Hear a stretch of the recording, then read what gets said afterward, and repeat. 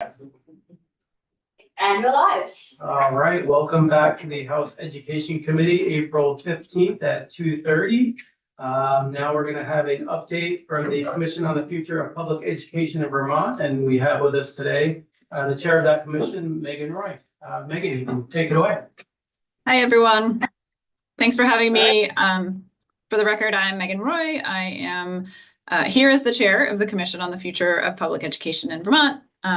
I work at St. Mike's in the school leadership program and have been in education for a while. I'm going to share my screen. While I'm doing that, I'll just sort of say, like in past updates, my goal is to give your committee a sense of where the commission is, what it has been doing. And this time I do have a couple of more concrete questions that I'd love the committee's feedback on, or the commission would appreciate the committee's feedback on.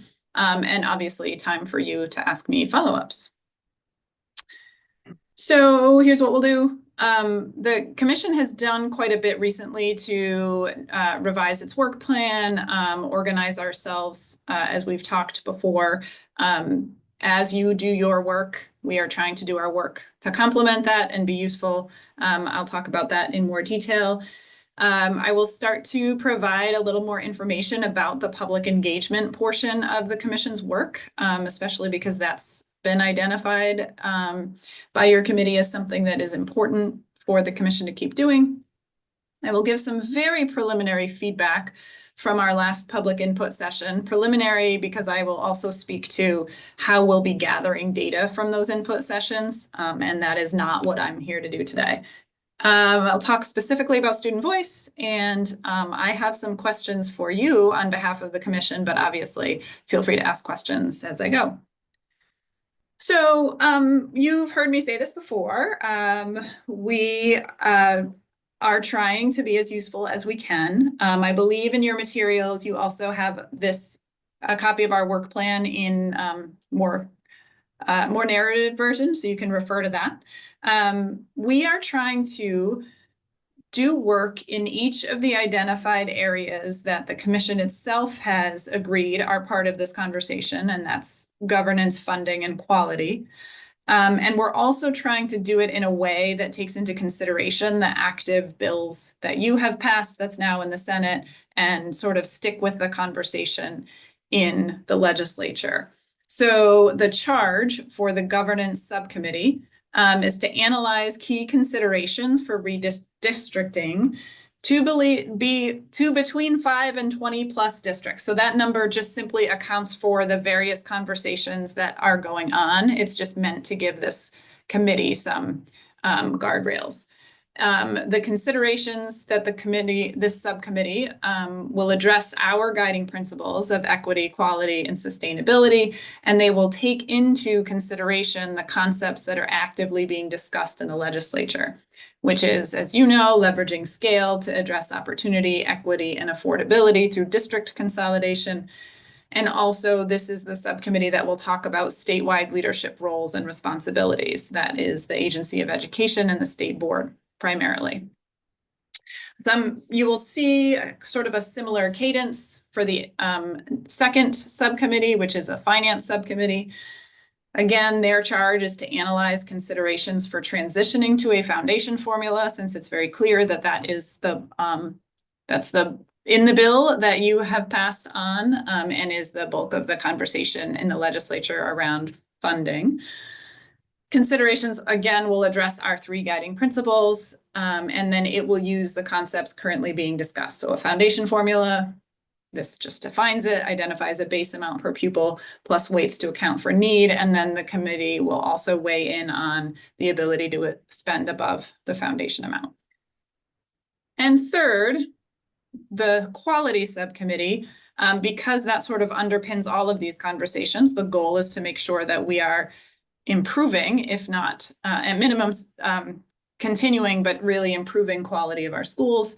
So this subcommittee will analyze considerations in the context of these changes to governance and funding.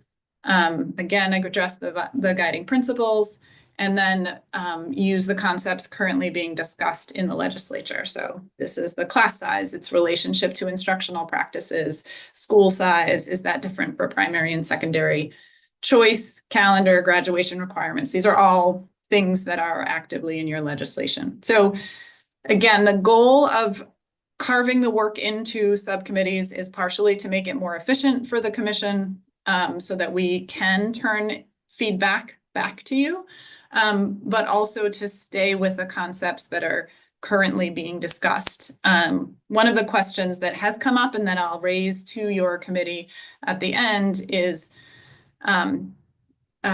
members of the public continue to have questions about where they should direct their feedback. So I'm going to come back to that one. The other piece that I think is important for your committee to see is that all of those committees of the commission, as they do their work, they are going to use a sort of a merged agenda framework that comes from two different equity impact assessment tools. One is the state of Vermont's. One is a tool that was given to us by our communication and engagement partners. Because in order to center the issue of equity and center voices and considerations that aren't always at the table, policy, good policy, gets run through sort of an impact assessment. And so this tool, which is really their agenda framework, will essentially force each committee to consider these things as it makes its recommendations to you. We think that's pretty important because that kind of policy analysis isn't necessarily done by a third party and is something the commission could do on behalf of the legislature. So I won't read this to you, it's in your materials, but this is really saying who else should we be talking to? Who are the potential folks that are impacted by all of these different policies? And so we think this is a pretty important component of how we'll do our work. What you are looking at here, it's very small writing, and so I don't expect you to be able to read it. Afton Partners, our communication and engagement consultants, will be presenting a draft of our revised communication and engagement plan at our next meeting, which is next Monday. This is an outline of that plan. So what they'll present will have more detail underneath each one of these things. And the caveat is that the commission is the one that will adopt this framework. But the purpose of this is for us to become more concrete around here's how we intend to deeply engage the community. I think you know from the conversations that we've had, and we know from what we hear in the public, there is a desire for deep engagement on these transformation policies. I have heard from your committee and others that the commission can be leveraged to do this kind of engagement that isn't necessarily possible in your structures. And so we're really trying to lean into this work. This, though, is where I'll surface for the first time. And right now I'm going to ask it rhetorically. I will ask it for real at the end when I stop sharing my screen. You've asked the commission to engage the public. That engagement, in order to be thoughtful and thorough, takes time, and we continue to receive questions from the public about whether or not the legislature is listening to this engagement and whether it's worth their time. I would say that's an additional question they are now asking. Why should we bother giving you, commission, our input if something is already decided? And that's a slightly different version of this ongoing question. So that is a really important thing for us to be able to respond to. Is it the legislature's intention to use the feedback that's captured this way, or will it be too late? So I'm going to come back to that. Switching gears a little bit. So we did have a public input session on April 7th. That was the date, I believe. And it was in Chittenden County. So one of the reasons, so even though Afton Partners is going to be designing much more, frankly, well-planned and thoughtful engagement sessions, both virtual and in person and across the state, Chittenden County, this was the first meeting that was hosted in Chittenden County. It's the biggest county. It didn't seem to make sense not to have an input session, so we did. And my caveat is that this is not a full qualitative analysis of the themes. Afton Partners is helping us collect that information. They're also taking previous public comment from going all the way back to when the commission started, and that will be analyzed more formally. I meet with them this week, actually, to decide the best way to sort of get that to you on a regular basis. So we will come back for that. But I think these themes are pretty useful. Like I said, there's general uncertainty about where the legislature is relative to transformation. There's multiple proposals. This was April 7th. Obviously, there is now a passed proposal that is in the Senate. But at the time, there were different proposals coming from different committees. Some of them were quite different. And is there still room for input? That was definitely a theme from this session. There was this just global theme. This is not unfamiliar to you. You've heard this before, but the nuance and variability that exists in Vermont schools makes it difficult to imagine even a one-size-fits-most kind of structure. And that was really around class size and school size. Governance changes need to ensure that we're increasing opportunities for students. Otherwise, why would we do it? So those are some really, really high-level themes. I would say there is still skepticism in the room about whether or not restructuring is needed, whether or not that's what Vermonters asked for. These are themes and even phrases that you've heard before. So I don't think this is new. And just related to class size, there's lots of different opinions about class size. Some talk about the ideal range being 15 to 18 instead of the ranges in the bill. There's some pretty nuanced feedback from students. I'll talk about student input in a second, but students really are recognizing the tension between class size minimums and making sure that doesn't impact how broad an offering a school system can have.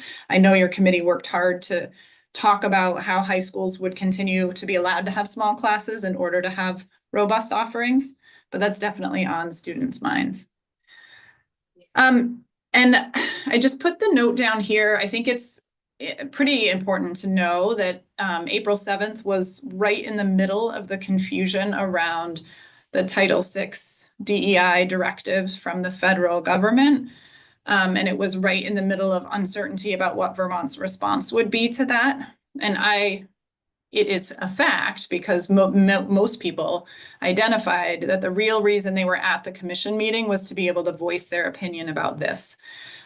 We had about, I would say, almost 50 people in the physical space and another 55 to 60 online, which is an unusual amount of participation for us. And most people, in fact, we sort of acknowledge that the commission doesn't have a role in this, but that people clearly wanted their voices heard. And so we added an additional amount of time for them to be able to comment. The secretary did not come to the public input session. I think most of the people at the public input session were really there to address that issue. So I just wanted to say that because I think it might have impacted who came to that meeting and what they were wanting to share. Not just April 7th, but I would say over the past month or so, and I know your committee has heard from several as well, I want to elevate some pretty powerful engagement we've had from students. And it's, like I said, it's about over the past month or so. It's been spearheaded by a few student board members. Those are the ones that have come to you. We also had a pretty big group of students from Winooski at the commission meeting on the 7th. But they have some really good ideas for how to continue to have their voice centered at the table. We are taking their ideas and working with our consultants to infuse them in. They think it would be useful to have a survey that goes out just to students, that's designed for students. They have ideas about getting teachers involved because if teachers ask the questions, students are likely to answer. So they have some really good ideas. And I want the committee, your committee, to know that the commission is moving forward to lift those voices up, but the students themselves And I let one student know that I was going to share this. I won't share the student's name. But they very specifically said, we want to be part of this conversation, but we really don't want you to ask us our opinions and not use them. And so that question of where should the feedback be directed, and is it going to come fast enough for decisions to be made, is just something that our students are saying pretty frequently. As I said, we're still working to bring their voices in. We'll be leveraging some of the organizations that already center student voices, Up for Learning, the Ed Justice Coalition. There's quite a few of them. So we, for as long as we are still doing our work, we intend to do this. And so that kind of brings me to the questions that I have. I'll sort of share them and then maybe turn my screen off, if that's easier. But a couple things, given the framework that we've shared about how we're approaching our work, what's the best way for the legislature to receive input and updates from the commission? We've organized our work to get feedback on active policy proposals. But if that feedback doesn't get to the right place, so it would be helpful to know what that right place is. I would say, does the legislature want the commission to prioritize the input in any way to align with its potential timeline for proposed legislation? And is there a way for us to schedule, try to schedule input sessions in a way that aligns? Does the legislature want the commission to be thinking about new policy ideas? That's been an ongoing question. Is the commission still asked to generate policy? And then I would just add, you know, or I guess I'm reiterating that question of, these are all related to, people are sort of wary even of the time and energy that they devote to the commission, because they aren't sure that we are the right audience. I think they're appreciative of the work, but a little skeptical. And then I would just add to, I'm going to stop my share so that you can ask me questions, and then I would love to hear your response. If there are concrete questions too, I asked here about a timeline, but if there are concrete, like, it would be great if the commission would weigh in on X, that would be really helpful. So I'm going to stop talking and entertain first any questions that you have, and then again, your thoughts. Can we ask questions about anything that she said? Absolutely. Okay. I'm just curious, did Secretary Saunders know at that Future for Public Education meeting that she did not attend, that many people were attending and wanted to ask her about that, or was she not aware? Secretary Saunders was aware that people would likely use the event. I met with her briefly in the morning before the commission meeting. That's a normal part of our process. In fact, she alerted me to the fact that people may come. She was at the meeting during the day, the 1 to 4 virtually. She was not there in person. Typically, she would also have been at the input session. She was not at the input session. And yes, I do think it's fair to say that she anticipated the feedback, or was aware of the feedback. Okay, thank you. What forms is the commission using now to gain input? Is it just at your meetings when the public comes, or do you have other means that you're utilizing right now? Well, that's why Afton Partners is presenting a more detailed plan, because right now our input has been public comment at our meetings. We have a public comment email address that some folks do use. They do submit it in writing. And then we've had the input sessions that are tagged to meetings. And that's limited. And we recognize that that's limited, which is why we want this deeper engagement. Okay. Megan, thank you for bringing up the question about the input to the legislature and how that is received and how we engage with that. Because it's a perpetual problem in every area for us. And it feels really important to me that we do reach out in any way we can to get feedback. But I'm always mindful of the responsibility we have to make decisions that are sometimes they will go against what we never get one-sided feedback. We always get both sides. And so I guess I'm curious because you've been hearing that feedback, which we hear too, but I'd love to hear your thoughts on how we can better engage and use the feedback we get where people feel like they are being heard. I just want to say for myself, and I can't speak for anyone else, but although I've witnessed it in my committee and in the body that I serve in, we do get feedback, we do hear, and we do listen. And I don't, I can't tell people that and have them believe it just because saying it, but I have to say it because I think it's really important. But what can we do better? The first thing I would say, just to agree with you, and I mean, to use a past professional life as a special ed administrator, I can hear what a family is saying and the decision can be different, and then they will feel like they weren't heard. And it doesn't necessarily mean they weren't heard. It means the decision landed differently, which is basically what you're saying. I think that people are cognizant of that. And actually, I'll use our students. Our students are most articulate about that. They understand that it's your job to make difficult decisions. What I hear more is not so much, how come no one's listening? But for purposes of the commission, what they're asking is, you sit over here. Are those people listening? Or should we find some other way to be engaged? And I don't know if that makes sense as what they're, so they're not saying, I don't think people are listening to us. I should say, some people are saying that. Some people just have really strong feelings. Those are the feelings you've heard too. But the question that we are getting most often is it worth our time to engage with the commission? And they will say, the ideas you're talking about, surveys, student-focused input sessions in different parts of the state, they all sound great. But if those are happening and your decisions in the legislature are already being made, that's the part that people are struggling with. And honestly, that's part of my question to you, because I don't have a good answer for that. I don't want to engage people. One thing that absolutely frustrates people is when it feels like it's just for show. And I think that's what people are starting to say, especially, and like I said, we're a week past our meeting, and now there is a bill that has gone to the Senate, right?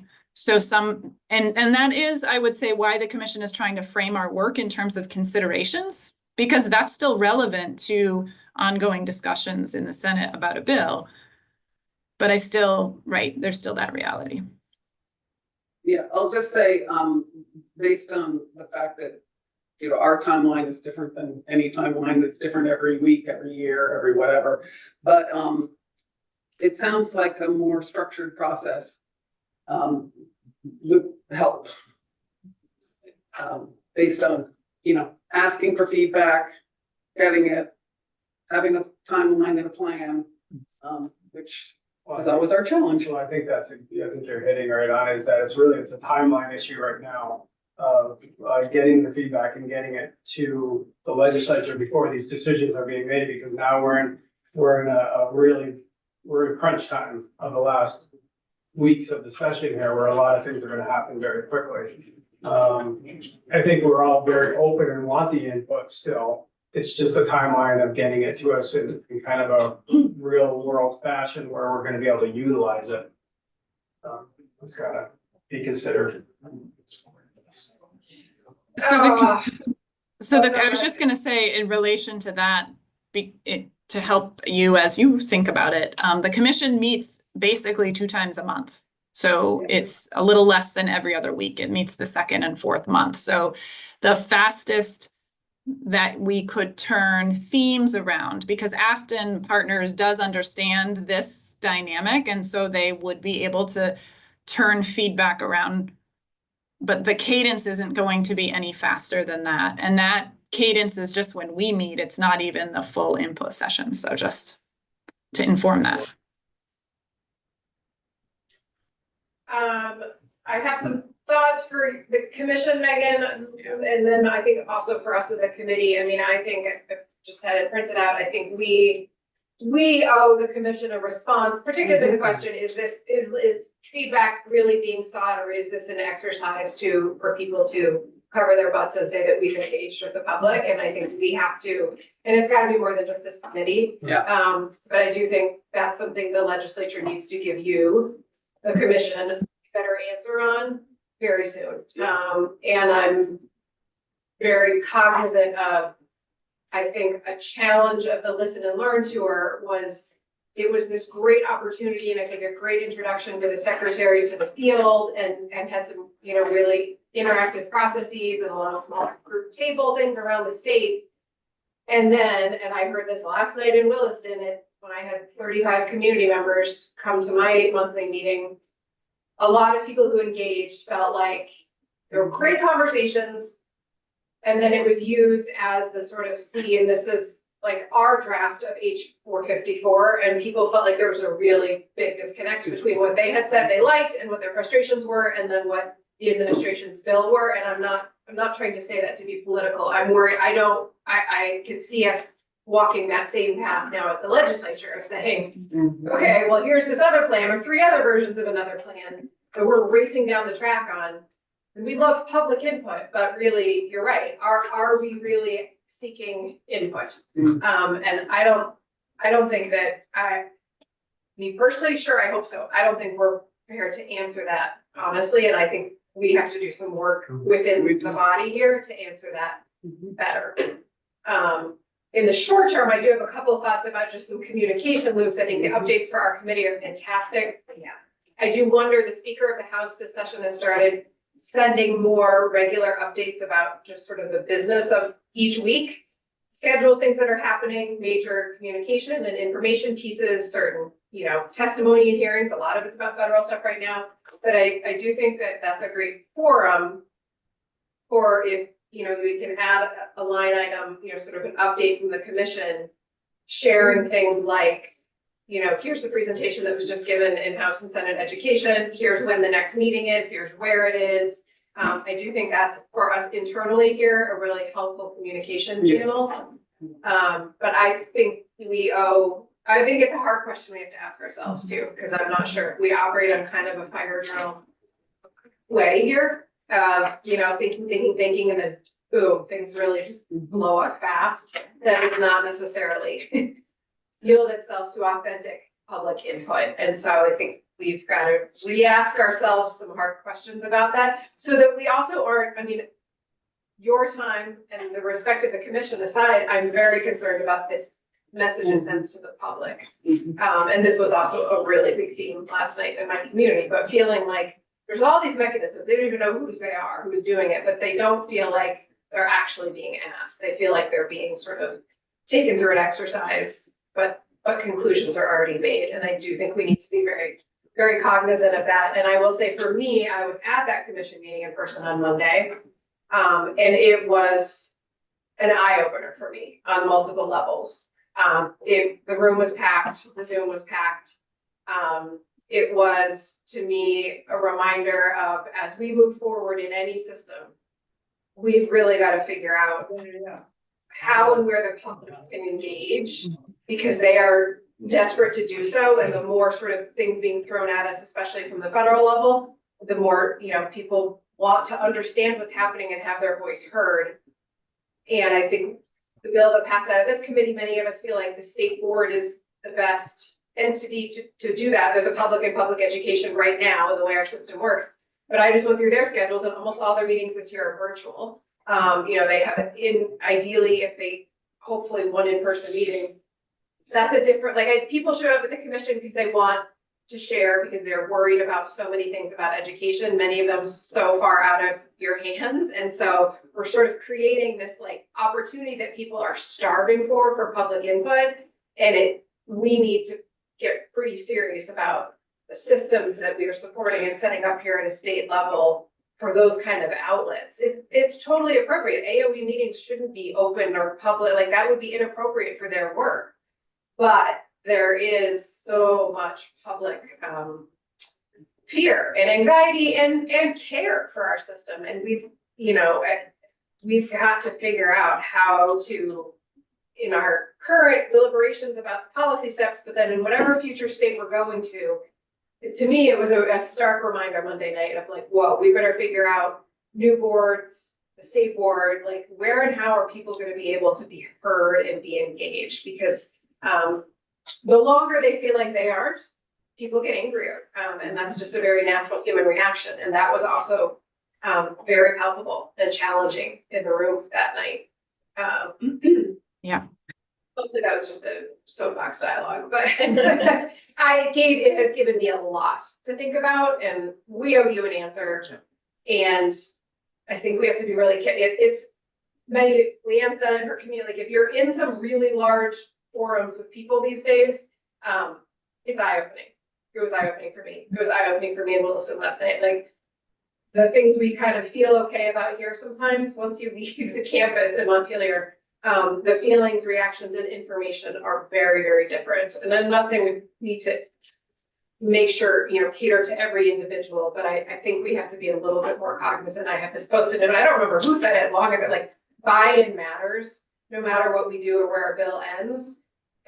We, all of us, the legislature, the executive branch, school board, school leaders, if we can't continue to work in a way that will increase buy-in, any and all transformation is dead in the water.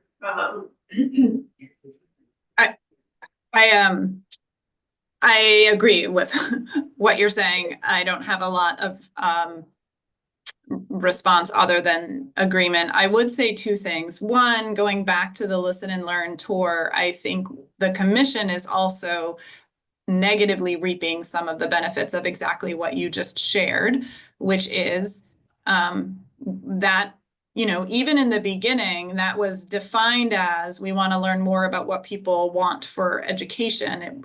And then it became a plan, and that frustration with the disconnect and the feeling that things were cherry picked from there. We, despite the attempts to separate the commission from that, we have been sort of lumped into that as a commission, and that makes our job harder. I also would say, and again, sort of without a proposed solution to this, I think it's just a statement of reality, is that we continue to be accused of going too slow, or how come you didn't start this engagement in the past? And that limits our credibility, right? It's not about us. We sort of know the situation ourselves as individuals, but in terms of the credibility of the commission, it's impacted by that. I would offer, and actually I would say the position of the commission is not that we're going slow. It's actually that this is complicated, and if you actually want engagement, it is slow, period. That is not, I heard a legislature say the commission has been going on for 2 years and they're not doing what they're supposed to, right? Not in this committee. But the point is that message is out there, undermines the commission's credibility, and then that makes the commission less helpful. So that question of, I have had members of the commission say, should we ourselves declare ourselves to be no longer? As the chair, I'm not saying we've made that decision. I'm just saying it's a question. But again, everything undermines the credibility, and that's hard.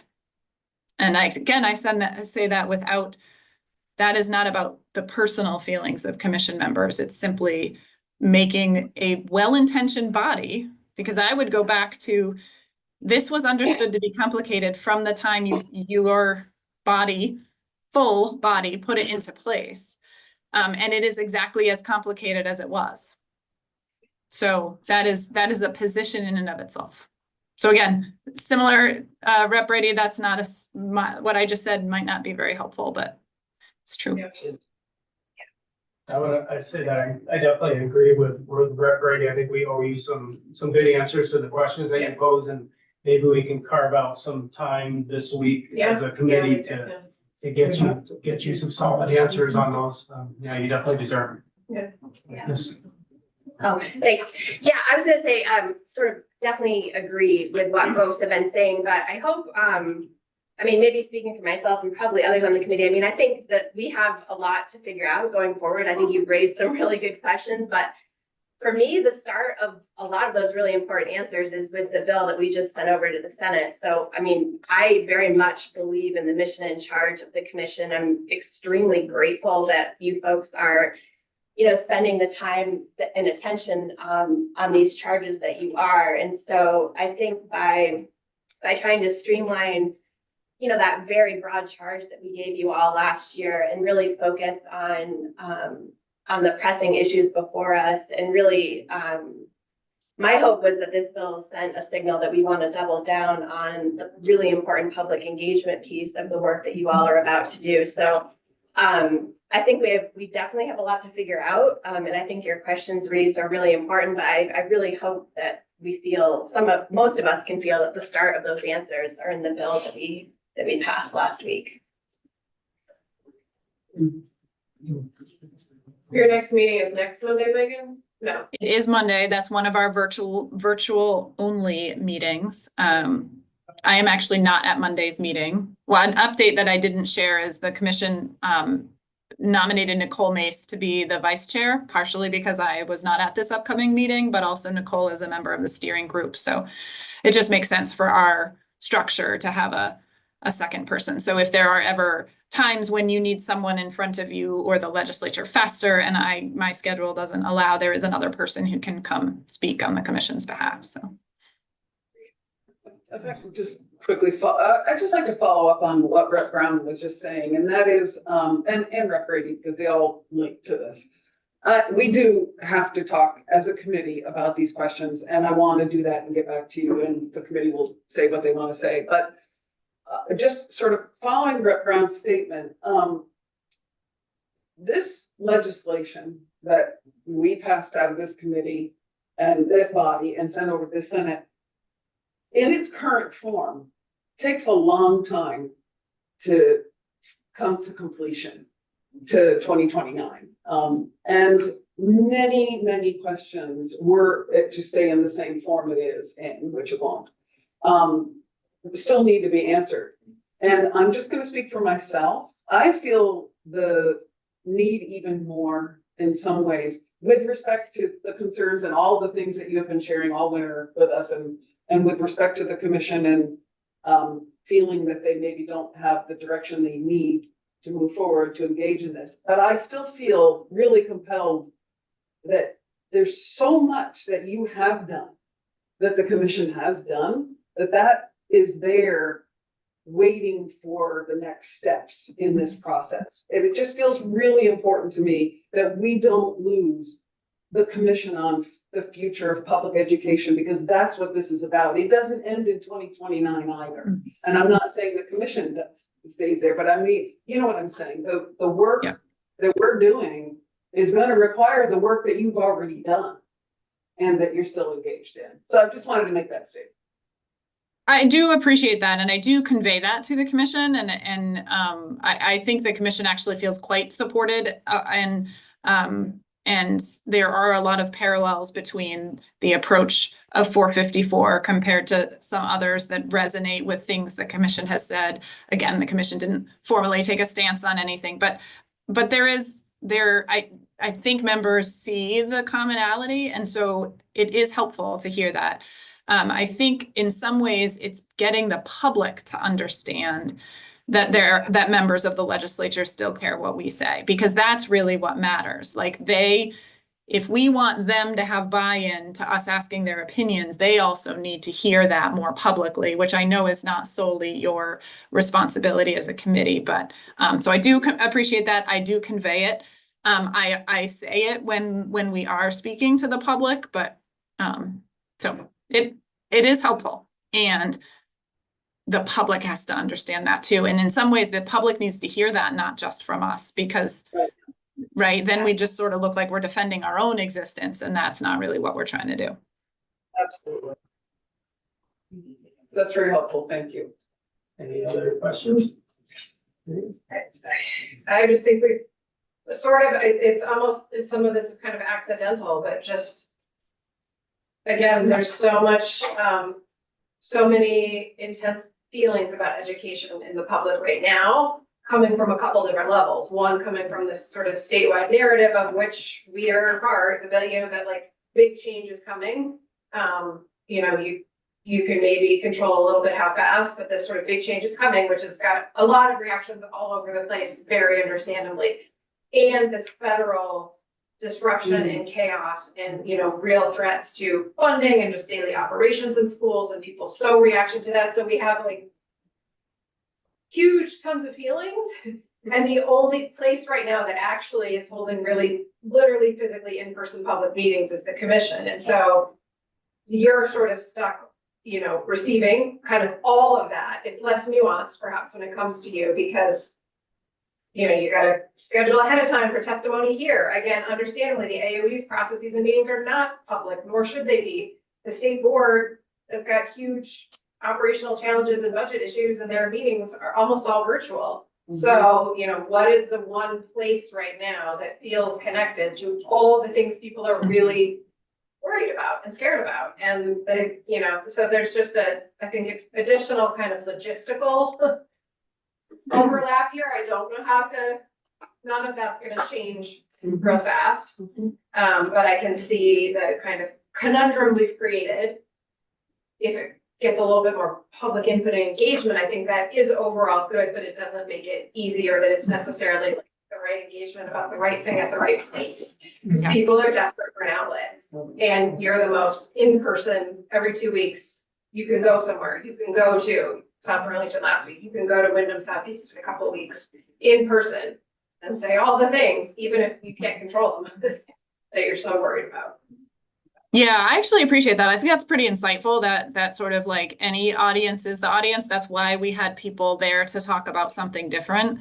And I think that's fair. I also would say too, yes, we get lots of feedback and it's not all glowing, but all of our sessions, people are really engaged. They're really respectful. They're having good table conversations. Erin, you were there, so you know. So yes, the opinions and the feelings are strong, particularly during public comment and particularly on that Monday about a different thing is probably the most impassioned we've gotten, but people are coming out and we're gonna try to do better at designing ways so that a broader array of people, because even our public sessions, even our online sessions are still limited in accessibility, and that's what we're hoping to change.